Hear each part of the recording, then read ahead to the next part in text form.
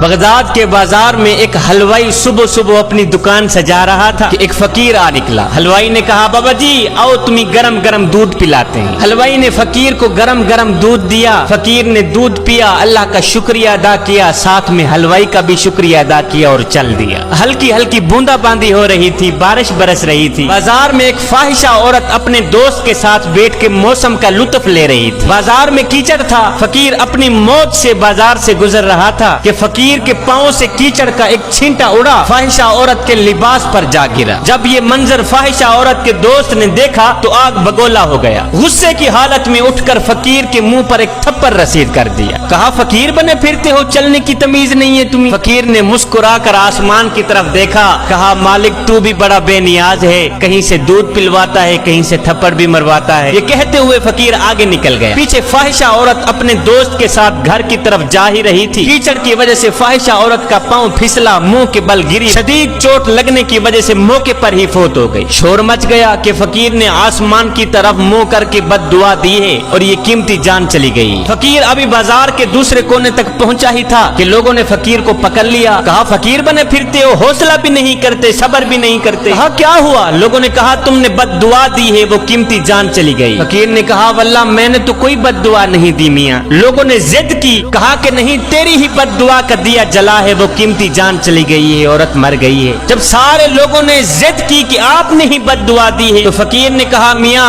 میں نے تو کوئی بد دعا نہیں دی، اصل میں یہ یاروں یاروں کی لڑائی ہے، میں نے تو کوئی بد دعا نہیں دی، اصل میں یہ یاروں یاروں کی لڑائی ہے۔ کہا وہ کیسے؟ فقیر نے کہا جب میں بازار سے گزر رہا تھا تو میرے پاؤں سے چھینٹا اڑا، اس عورت کے لباس پر پڑا تو اس کے یار کو غصہ آیا، اس نے مجھے مارا، جب اس نے مجھے مارا پھر میرے یار کو بھی غصہ آ گیا۔ اور میاں میں نے کوئی بد دعا نہیں دی، یہ اصل میں یاروں یاروں کی لڑائی ہے۔